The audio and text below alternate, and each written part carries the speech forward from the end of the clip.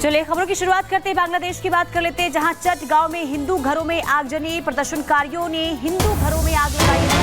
हिंदुओं को अब निशाना बांग्लादेश में बनाया जा रहा है। और इस बीच आपको ये बता दें कि बांग्लादेश के 27 ऐसे जिले हैं जहां पर हिंदुओं पर अटैक किया गया, उनके घरों को आग के हवाले किया गया। इस बीच एक और खबर सामने आ रही है, जहां चट गांव की ये तस्वीर आपको दिखा रहे हैं, जहां हिंदुओं के घरों को किस तरीके से आग के हवाले कर दिया गया है। आगजनी की तस्वीर परेशान कर रही है और लगातार देखिए जो हिंदू वहां पर मौजूद है उनके ऊपर किस तरीके से कट्टरपंथियों के द्वारा ये हमला हो रहा है।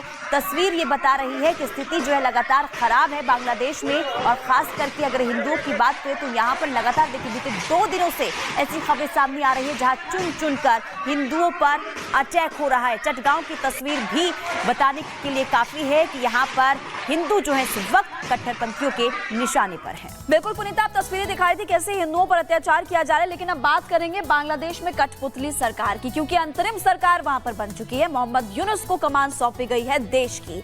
और खबर ये मिल रही है जो छात्र वहां पर प्रदर्शन कर रहे थे उन्हीं छात्रों ने मोहम्मद यूनुस का नाम आगे रखा था। बिल्कुल, और यही वजह है कि राष्ट्रपति शहाबुद्दीन की तरफ से यूनुस के नाम पर मुहर भी लगा दी गई है। लेकिन सवाल कई उठ रहे हैं कि क्या मोहम्मद यूनुस वहां की जो सेना है क्या उसकी कठपुतली बनकर रह जाएंगे, या फिर जो बांग्लादेशी सेना है कुछ बड़ा खेल करने वाली है बांग्लादेश में। रिपोर्ट क्या कहती है वो पहले आपको दिखाते हैं।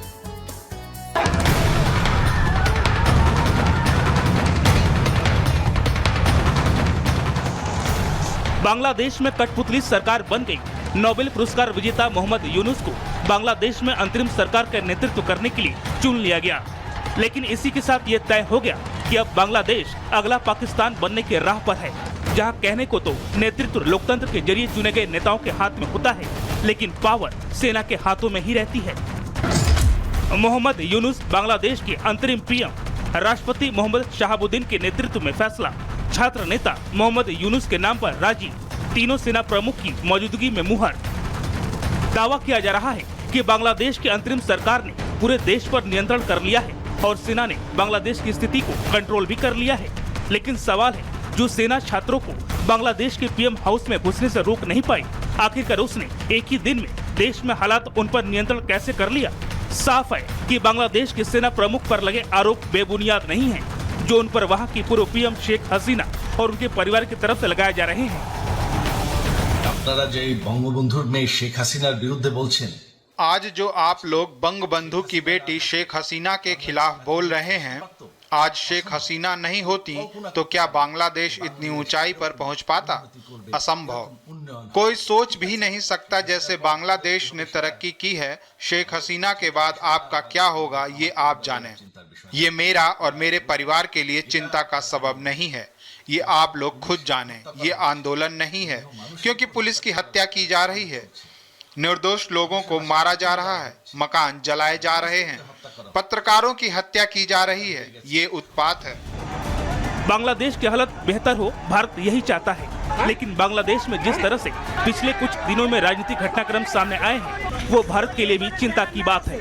हालांकि कहा जा रहा है कि मोहम्मद यूनुस को भले ही अभी बांग्लादेश में अंतरिम सरकार के नेतृत्व की जिम्मेदारी दी गई है, लेकिन चुनाव बाद पीएम की गद्दी पर वही बैठेगा जिसे बांग्लादेश की सेना का समर्थन हासिल होगा।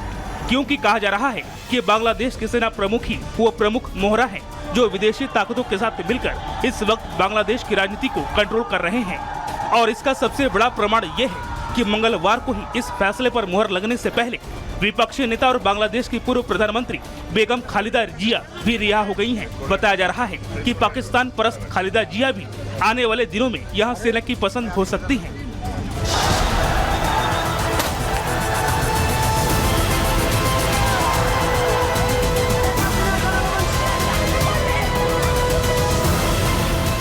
वहीं मंगलवार देर रात एयर इंडिया का एक विमान ढाका से दिल्ली एयरपोर्ट पर भी उतरा। उस विमान से भारत आए यात्रियों ने वहां के हालात पर क्या कहा, ये सुनिए। Situation is not so good, not so bad. The interim government has taken the control of the country. अब सब कुछ ठीक है, क्या कोई प्रॉब्लम नहीं है। क्या क्या देखा लेकिन बीते दिनों? देखा lots of massacres happen over there. बहुत से स्टूडेंट मारा गया, 1000 के ऊपर। वो ये अनऑफिशियली काउंटिंग है, और ऑफिशियली वो बता रहे हैं कि 200। अभी जो कंडीशन है बहुत अच्छा है। कितने दिनों से ये सुधार दिख रहे हैं? हम तो ये 7-8 दिन से देख रहा है हमारा जो एरिया है calm and quiet, there is no problem, no disturbance, anything. बहरहाल राजनीतिक और सामाजिक उथल पुथल का शिकार रहे बांग्लादेश में हालात तेजी से बदल रहे हैं। वहाँ कठपुतली सरकार भले ही बन गई हो, लेकिन कई ऐसे मुद्दे हैं जिसे लेकर भारत की चिंता दिनों दिन बढ़ती जा रही है। Bureau report, Republic Bharat. देखिए, साफ साफ सवाल यही है कि आप पाकिस्तान की राह पर इस वक्त बांग्लादेश चल रहा है, वहां पर हिंदुओं को टारगेट क्यों किया जा रहा है? क्योंकि पुनीतम लगातार तस्वीरें वहां से जो सामने आ रही है वो देख रहे हैं, जिसमें मंदिरों में तोड़फोड़ की जा रही है, लोगों के घरों को जलाया जा रहा है। जो हिंदू है वहां पर वो रो रहे हैं, चीख पुकार मची हुई है, लेकिन इसके बावजूद प्रदर्शनकारी जो है वो रहम नहीं खा रहे। और इसी बीच कई तस्वीरें वहां से सामने आ रही है जो कि परेशान करती है। बिल्कुल, देखिए हसीना सरकार के जाने के बाद भी वहां पर जो हालात है वो काबू नहीं हुए हैं। लगातार हिंदू जो है उन पर टारगेट हो रहा है, हमला हो रहा है, जुल्म ढाया जा रहा है। लेकिन सवाल यही कि आखिर क्यों हिंदू निशाने पर आ चुके हैं कट्टरपंथियों की। रिपोर्ट के जरिए आपको दिखाते हैं, ये भी दिखाते हैं किस तरीके से वहां पर अब हिंदुओं पर हमला हो रहा है, जिसे लेकर भारत में भी लोगों में गुस्सा है।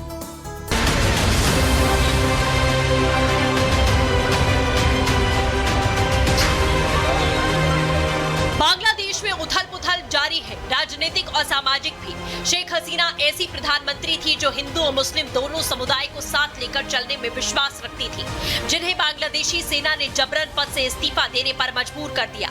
बांग्लादेश में लगातार चौथी बार और कुल मिलाकर 5वीं बार प्रधानमंत्री निर्वाचित हुई शेख हसीना को उनके समर्थक हमेशा एक आयरन लेडी के रूप में देखते रहे।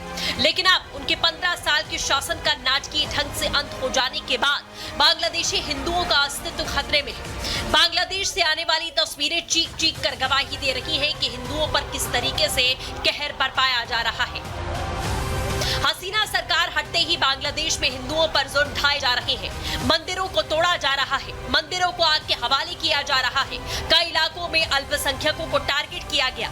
तख्ता पलट के बाद हिंदू ही कट्टरपंथी उपद्रवियों के निशाने पर हैं, हिंदुओं की दुकानें लूटी जा रही हैं, बांग्लादेशी हिंदुओं के घरों पर हमला हो रहा है।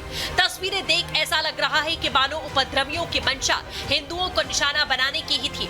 बांग्लादेश के मेहरपुर इस्कॉन मंदिर की तस्वीर देखिए, दंगाइयों ने तोड़फोड़ करने के बाद मंदिर को आग के हवाले कर दिया।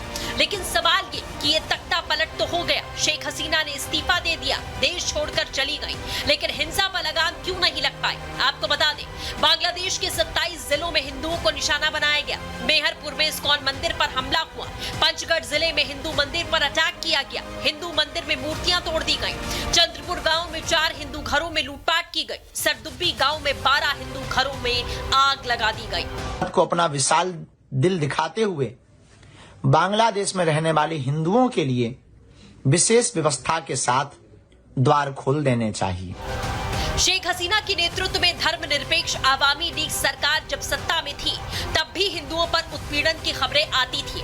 अब आप सोच सकते हैं कि जब हसीना सत्ता से बाहर हो गई, उनकी धुर विरोधी कट्टरपंथी पार्टियां मिलकर सरकार बनाने वाली हैं, तो हिंदुओं के साथ धार्मिक उत्पीड़न का स्तर कितना बढ़ जाएगा, इसका ट्रेलर दिखना शुरू हो चुका है। बांग्लादेश के हालात बिगड़ चुके हैं। ऐसे में बड़ा सवाल